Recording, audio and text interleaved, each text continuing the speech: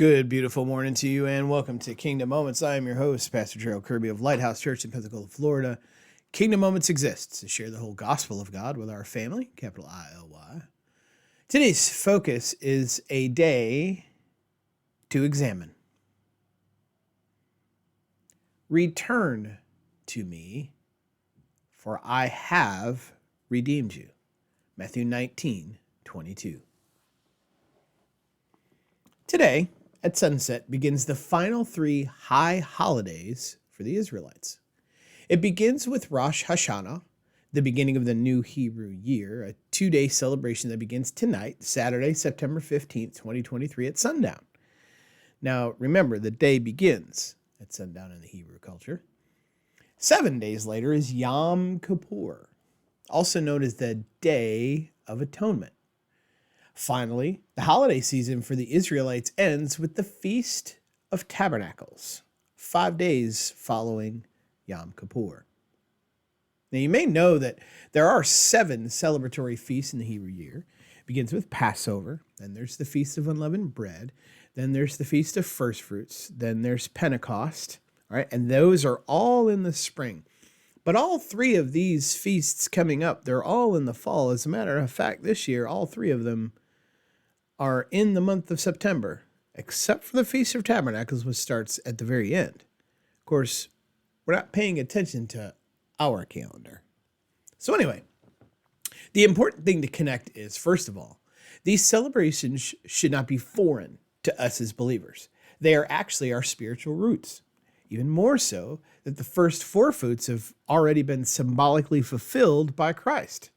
If you need more information for that, you can go to our website and look for the Feast Days study that we did. Yet the most important thing for you and I is to understand the heart of each feast. Case in point, the beginning of tonight's feast.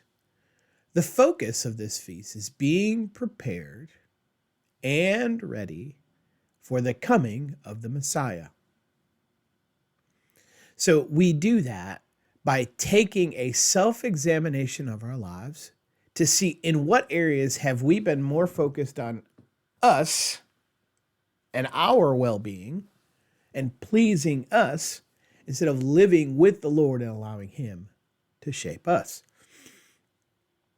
This is the time when the Israelites became quite serious about their relationship to Yahweh. They believe, as we do, He is coming again, and they want to be prepared. Read that again. Now, do we have the same conviction? Or do we have a haughty strut about us as we walk around in our defiance and our disobedience and say, well, surely He's going to forgive me. He knows me. He knows that I'm this way. Yes, He does know that you are this way. But He also knows that's why you're in a season of change, because you're not supposed to stay the same way. See, Christianity plus stagnation equals complacency, and not in a good way. Let me put it to you this way. If Jesus appeared before you and I this very moment, is there anything in your life that you would want Him to not find out or not talk about? Well, Pastor, that may take a while. Good. It's a time of reflection and examination before the return of Messiah. Let's take that time. Let's get right with God. Make no doubt, He is coming. Make no doubt He's coming soon. Make no doubt we will stand before Him.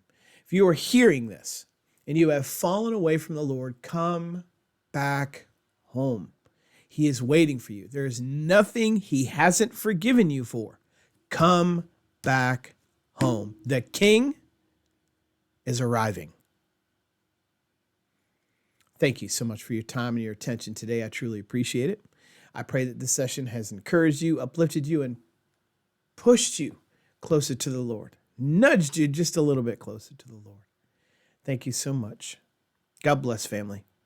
Until next time.